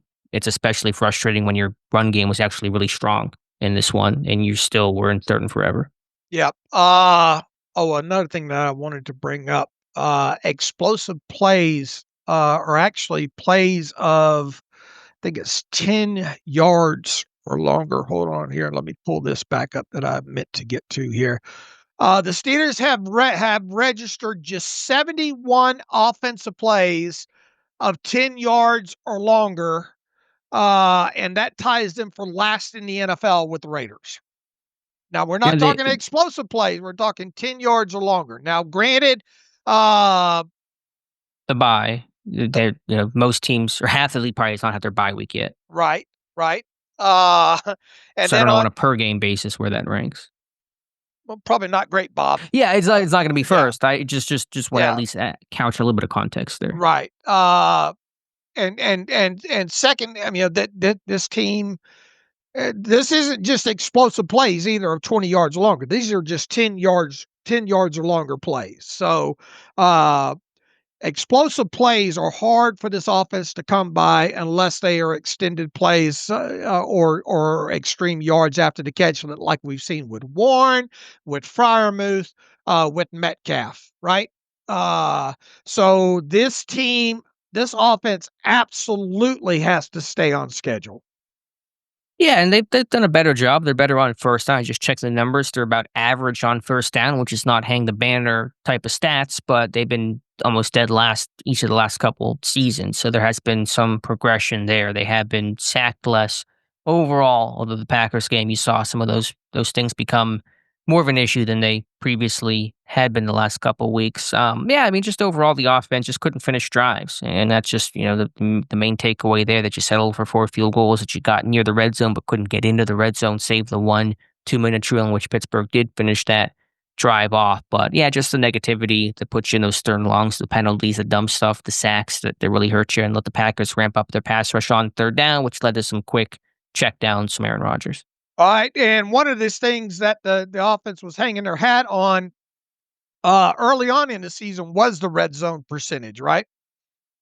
And it's still excellent. It's still third in the NFL. The issue is not a lack of red zone production in this game. It was lack of red zone attempts, lack of red zone volume. I mean, where did Pittsburgh's drives stall out at in this game? And I hadn't checked the exact details on that, but it's probably consistently around the Packers' 35-yard line. All right. Well, here it is by game here for red zone. 100% in the game against the Jets, 50% against Seattle, 100% against the Patriots, 40% against Minnesota, 100% against Cleveland, 75% against Cincinnati, and believe it or not, 100% against the Packers. The problem was is they couldn't get down in the red zone. Yeah, that's what I'm saying. The issue is not poor red zone play. They were 1-1. You had only one attempt on one drive inside the Packers 20, and that was the issue. You had drives. I'm just looking at it now. You had a drive stall out at the Packers 38. You're at 3rd and 15 at their 33. You get sacked. You turn that into 4th and 20 at the 38. A little bit later in the game, you stall out to the Packers 32. Remember that DK Metcalf deep ball that he could have caught? He had inside leverage, and the DB, Valentine, made a nice play to knock it away. But what a big moment that was early in that game. You stall out on Green Bay's 29-yard line later in the first half. You finally punch it in, end of the half there. But you get the idea. This offense was struggling. Third quarter, stall out on their 38. So you got to the red zone fringe, as Rogers talked about, the high red zone, kind of that 25 to 35-yard line, and you couldn't get it any further. All right.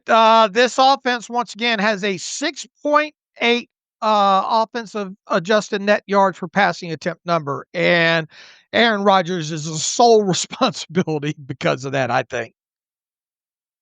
I don't want to say sole responsibility, but obviously he's been a big difference maker.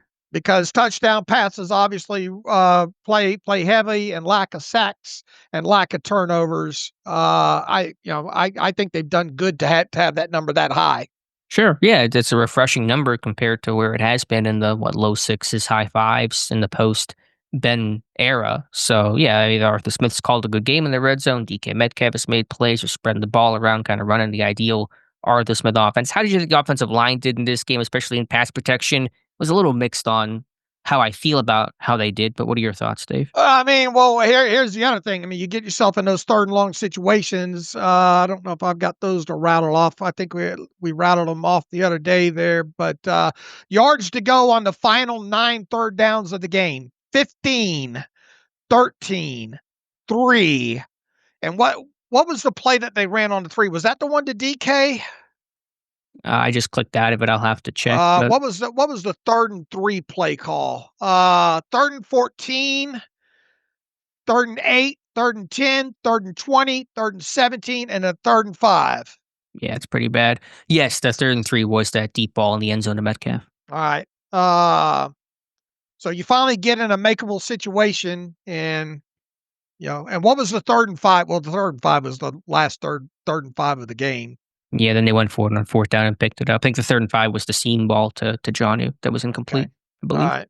So you get, you obviously get, it's imperative for any offense, but it's really imperative for this offense, for the Steelers, to not get behind the chains on second. And again, you're in those 3rd and longs, and you ran the ball well. Now, you didn't run the ball much at all in the second half, which is probably a fair critique. We didn't have a ton of plays, but running the ball is certainly a reason why maybe you didn't have as many plays, because you weren't staying on schedule more often. But you ran. You're back. You would have worn average 5 yards a carry, and Gainwell 6 yards a carry, and you're 1 and 10 on 3rd down. You're backed up consistently, and that just can't happen. And that comes from sacks, and it comes from the penalties that really killed you. Right. Look, you're not going to win many games when you go 1 and 10 on 3rd down and 0 and 9 in the last 9. You're just not. Mm-hmm.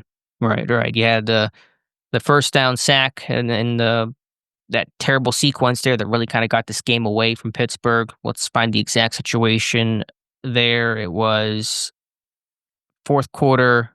They had just taken the lead. Green Bay did 22-19.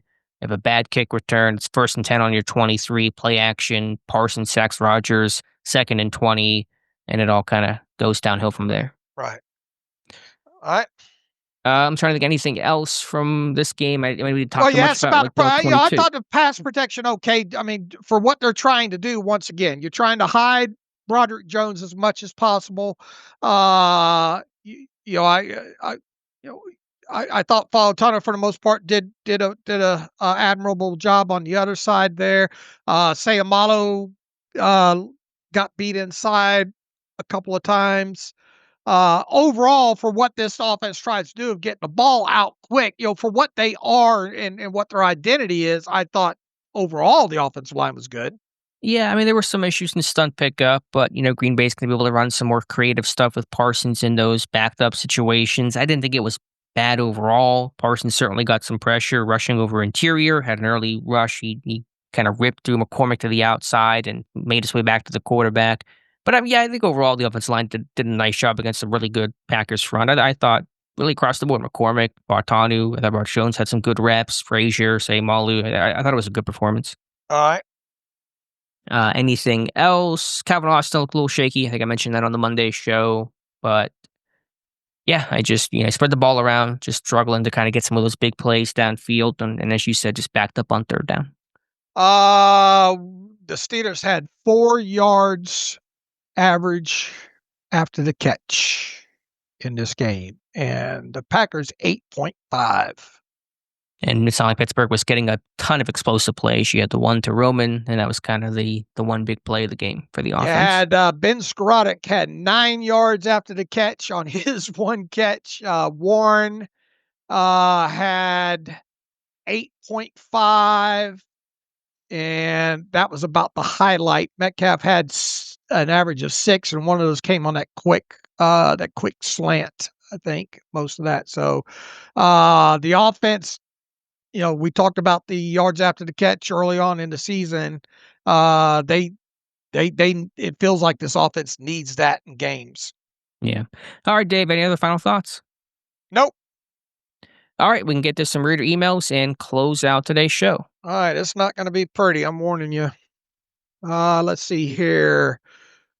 We'll start with Nolan McAdams here. He says, as a lifelong Steelers fan, it's incredibly frustrating watching a floundering offense that seems to be trying to discover offensive football in this decade. It's equally frustrating seeing that this team does not have the face of the future in a quarterback, and this defense reminded me a lot of the 2011 through 2016 seasons where the team just couldn't seem to stop anybody. I have a few questions for you. One, are there any players that are currently on the roster that this team can consider building around long term?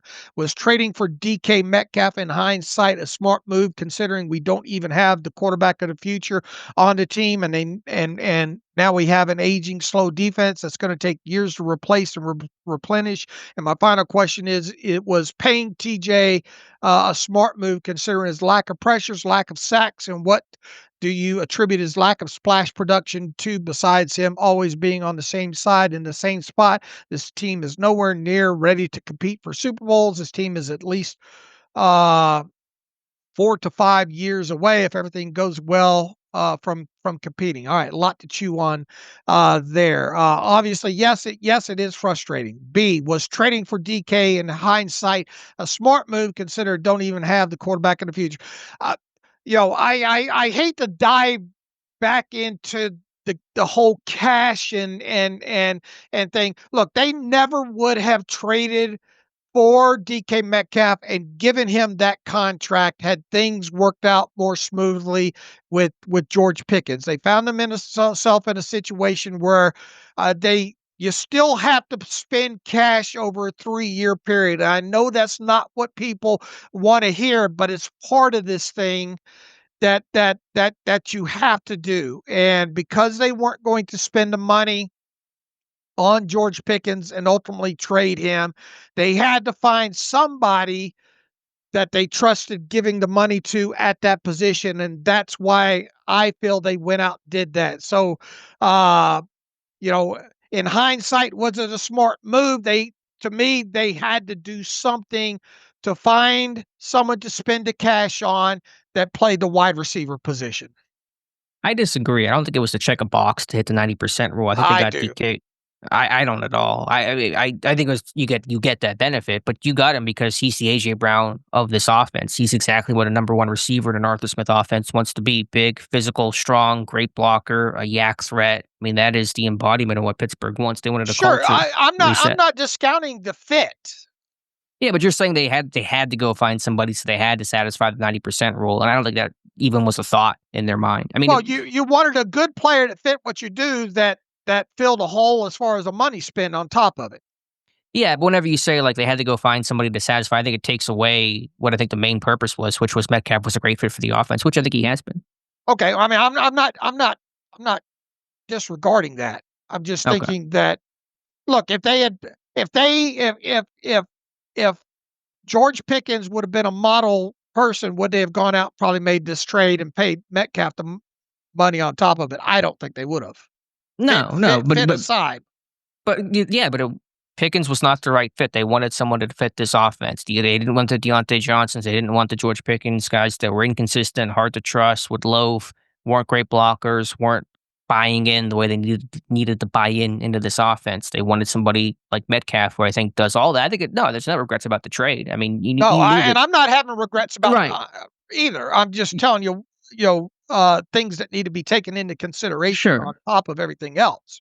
No, and I appreciate that. And yeah, and I'm just saying that to respond to the question about is there regret about the trade. You're not saying that. I think we're in agreement No, no, no, on no, that. no, no, no, no, Like no. like you knew that you didn't have a long term quarterback when you traded for Metcalf. You're hopefully going to find that guy. You can still find that guy. And the second round pick you gave up for Metcalf in this past year's draft is not preventing you to go find the quarterback in say 2026 or beyond. So no, I have zero regrets. I think it's been an excellent trade. One of the better moves Right, Pittsburgh has made recently. right, and one of the most surprising ones in a vacuum too. You know. Oh sure, yeah, just from the contract nature and the unexpected nature of it all. All right. Was paying TJ a smart move, and obviously going to get that a lot more because of the Mhm. production right now. But look, uh, could and should TJ be earning more of his money? The short answer is yes. I mean, is the production matching the play? The short answer is no. But within that, though, too, they don't have enough other playmakers on this thing that's preventing teams know how to try to take him away as much as possible by getting the football out quick. And they're also not helping herself by by keeping her big on the bench as much as they are. Mhm. Yeah, just interesting because I mean, like Tomlin said, this is not some sort of revelation of, oh, get the ball out quick against this rush. It's not some sort of brand new thing that's never been tried before against Pittsburgh. So why is it different this year? Why are Watt's numbers down? Like to me, he still looks like the same guy. The get off is still great. The run defense is excellent. I don't see any degradation like in his play. So I'm still trying He's to not figure out. making the splash. He's making plays at times, especially in the running game and batting passes down and the interception, which seems like 5 weeks ago now at this point. Well, it kind of was. Yeah. Uh, we're just not seeing those game wrecking type plays. Right. The question is why? Well, I think it's they don't have enough other components on defense to emphasize what he does well. What components do they need? They need to get opposing passer. Their defense needs to get in more conducive situations where the ball's not coming out as quick. Yeah, I think the coverage is certainly not held up. We know that rush and coverage go together, but having teams try to get the ball out quick against TJ Watt before, I mean, is this a brand new thing? Is this a radical No, change that it's offenses not, are and that's where making? they're not doing good job with the players around him. Yeah, I think the run defense has been shaky. Not talking just of the Packers game, where the run defense was good, but on the last 14 games, the run defense has been pretty hit and miss, and not where it needs to be, which has been one factor. But yeah, it is a little confounding because I think T.J. Watt still seems like the same dude, the same caliber of player, but the results aren't there. But he has to pick it up. I mean, there's just no getting around that. He's on pace for less than 10 sacks this season, and we're halfway through the year. We have a decent sample size to work with, so there has to be more. Otherwise, this deal will not feel like it's worth it. And look, if they're not stopping a run, if the ball's coming out in less than 2.5 seconds, not a lot's going going to probably change, except for maybe the occasional bat down the pass and tackle behind the line of scrimmage on some of these backside pursuit situations with them. So to answer the question is, let's keep watching. I'm not going to, make a declaration on was it a good deal or not halfway through his first year of the contract, but obviously there has to be more coming for this deal to feel worth it. All right, Lane writes in, good afternoon. Hope y'all are doing well. It feels like a lot of people are putting blame on TJ Watt and the pass rush for not generating any pressure, which is true in some ways for sure. However, I feel that the massive and glaring reason for this is the complete inability to defend passes under 10 yards. I'm not sure what the average snap to throw time against the Steelers defense is this season, but it has to be one of the quickest in the league. So far, every team the Steelers have played this season have gotten the ball out extremely fast. And to my eyes, the Steelers have been truly awful in stopping it. Yeah, I mean, they're spot on there. That being said, I feel the Steelers start to play more press man coverage to take away the short pass. We might see a more effective pass rush moving forward. What do you guys think? And another thing that I broke down was the time to throw times by opposing quarterbacks against the Steelers so far this season. And where did I have those, Alex? Time. Not sure. Let's see if I can bring these up in a hurry here. I can't find it. But other than Justin Fields, which was 3 point, whatever it was, I mean, we obviously are seeing opposing quarterbacks get the ball out quick. So how did they force quarterbacks to hold on to the football? I mean, more? you gotta get that first read to go away, to come off that first read. But I mean, yeah, but how do you, like, in brass tacks, like, how do you do that? Because I think one thing, you get a blitz less, because you're bringing people, you're naturally asking the ball to come out quickly, you have less guys in coverage, you can't cover that well, you're losing one-on-one matchups, you got to blitz less. Yeah, and probably you do need to try some more press man. Yeah, maybe. I mean, it's probably a combination of coverages to run. Now, I do know when you blitz less, you're allowing teams to really spend a lot more attention and energy on TJ Watt. I think one upside of blitzing was you were trying to cut down on the number of, chips and doubles that you could throw to TJ Watt, because you would have to use those guys to pick up the blitzers. So there's a cost to that. There's a cost and benefit to doing anything defensively or anything in the NFL. But I think blitzing less, especially on early downs, has to change to try to get some more guys in coverage to force quarterbacks to hold onto the football longer. Right. Let me see if I can pull this up real quick. One last Hail Mary here. On the snap to throw times. Yeah, I can't find it. Twitter. So you got to 50. Oh yeah, the Twitter search has kind of gone away. Yeah, it's gotten less reliable on stuff. Where it hurts you is when you quote tweet yourself and all. It does a very poor job of being able to find those. But anyway, I mean, we're getting to the same conclusion here. It's just filling in the exact data and all.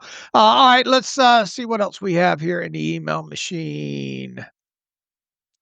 Nathan Casey, communication issues. For the last 2 years, there have been repeated communication issues on defense, leading to drives being extended in scores.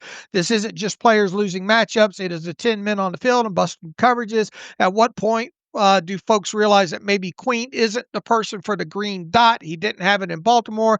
Maybe they thought it could work, but it isn't. Something needs to change, and I think it is given the dot to Wilson.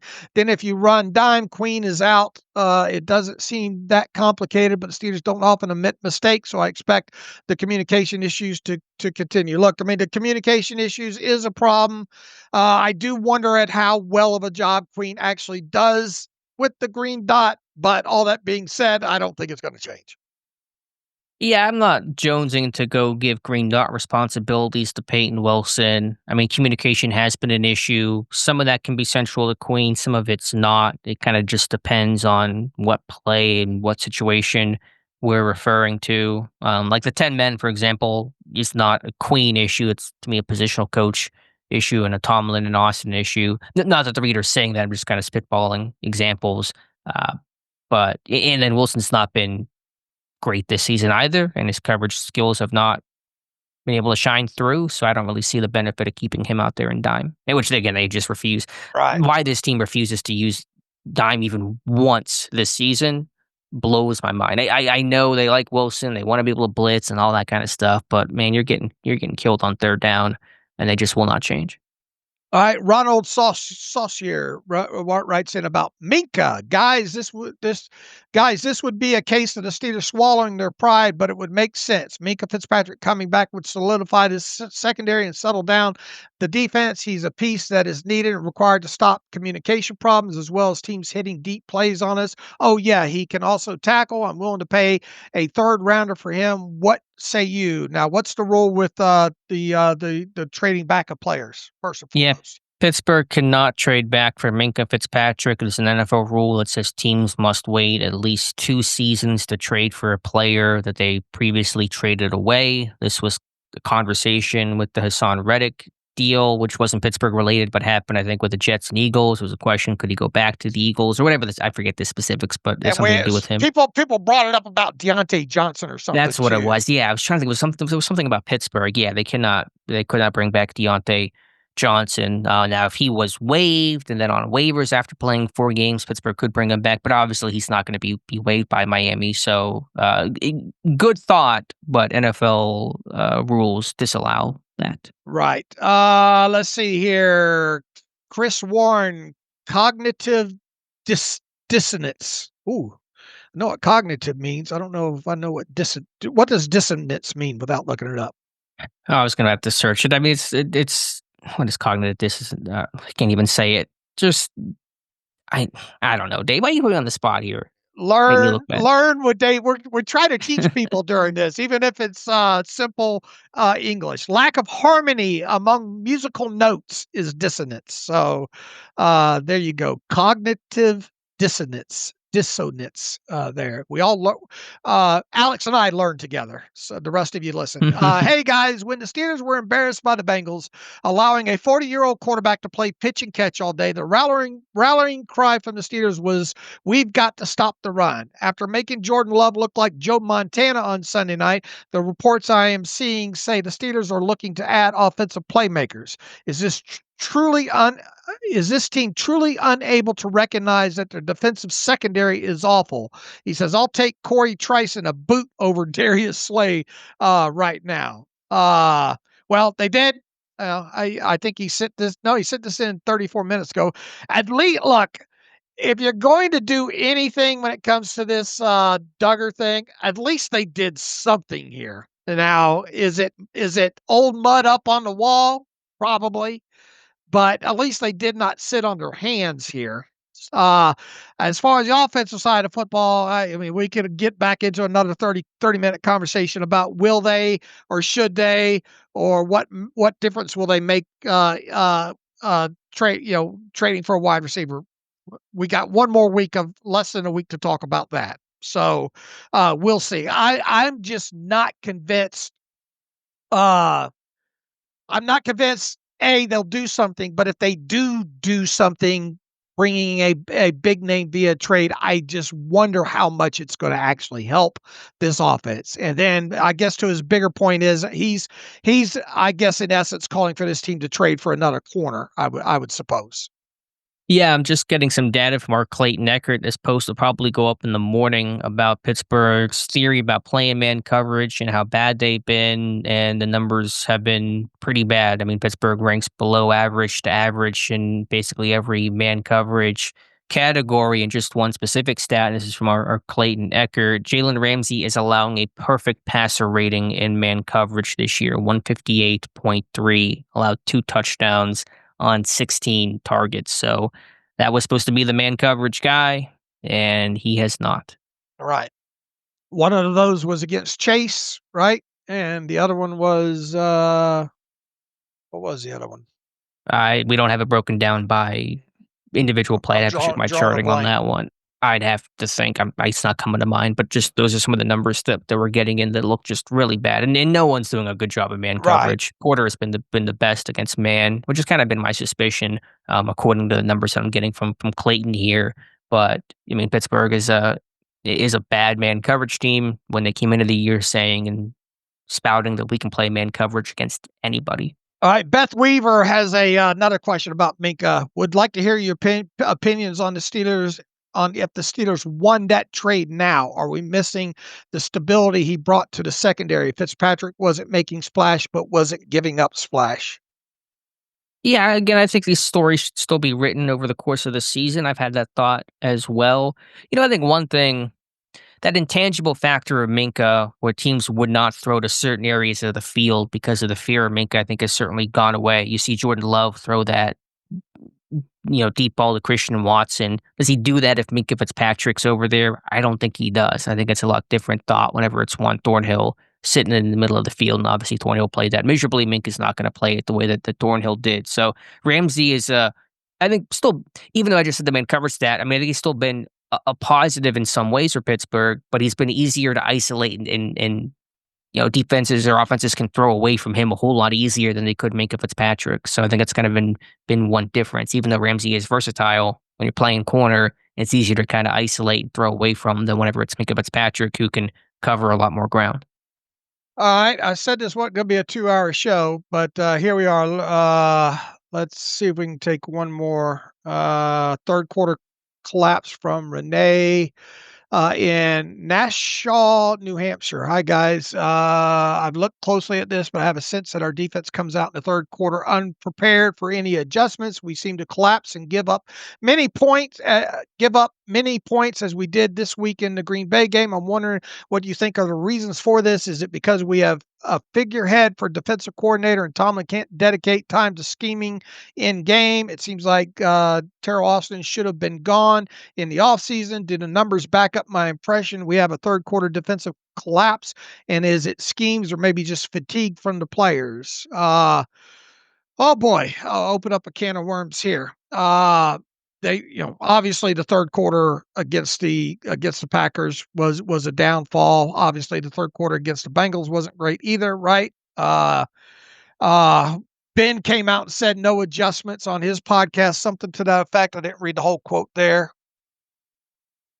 It's been a combination of everything. It has been alarming in the second half. It's allowed 34, I think, fourth quarter points over the last two games. The Packers game specifically was just a third down play. This game really turned on that third down 59-yard catch by Tucker Kraft, which the yak on that one is just so abysmal. He caught that ball yards. At the 32 and ended up on Pittsburgh's 26, and you lose Elliott on that play. It's just a combination of, it really was in so many ways. So you allowed some of those big third down chunk plays, not just conversions, but chunk plays that flipped the field. And that was pretty evident about why that Packers game went awry. To the overall issue in the second half, I would have to dig into the data some more. But this is an offense that has run fewer plays than any other in the NFL this season, and a defense that has been on the field for more plays than any other this season. And that's just a bad combination in terms of fatigue and staying on schedule and controlling the ball and playing the game on your terms whenever you don't have the ball and the other team does. And so that's just kind of emblematic of some of this team's issues. Yeah, I tell you one thing that we better not see in the Colts game is that we better not see the missed tackles. If they want to give themselves half a chance, they got to stop the run. They better tackle better. Those are two easy targets there. Right. Those are fundamental and foundational, and Pittsburgh could use a lot more of that. Absolutely. All right. Got through there. There's a lot more in here. I apologize, folks, if we haven't got to your emails, but the way we jibber jabber at times and get into some of these nuances and all, and then try to still hit some of these, there's just not enough time to get to everyone. So if you think you got missed, or if you think it's still pertinent, just resend it. We'll try to get to it maybe on the Friday show there. So anything else to add before we get out of here? Any late breaking news of anything? No, not that I can tell. Aiden Hutchinson got the bag up in Detroit, so whenever Pittsburgh sees him later this year, he'll be a highly compensated individual. All right, we'll start looking at the Colts film, breaking that down, preparing. We'll have we got a beat writer schedule. Hopefully that does not fall through on the Friday show, and We'll go over what the coordinators have to say, which probably isn't going to be fun, much of anything to talk about, but we'll talk about that. Whatever other players, Steelers back to work today. We'll have the first injury report of week 9 out to see how that goes. We'll see if anybody's practice windows are opened up today and go from there. So in the meantime, you can follow me on Twitter/X at Steelers Depot. Follow Alex at Alex_Kozora. Follow the show at Terrible Podcast. Email the show, theterriblepodcast@gmail.com. If you like what we do and want to donate to the cause, SteelersDepot.com, hit the donate button. Also, if you like an ad-free version of the site, SteelersDepot.com, hit the ad-free button. Follow the directions that way. Get a username and password, and make sure to hit the login button to use that to take advantage of the ad-free version of the site. So, without further ado, as always, thanks for listening to the Terrible Podcast with Dave and Alex.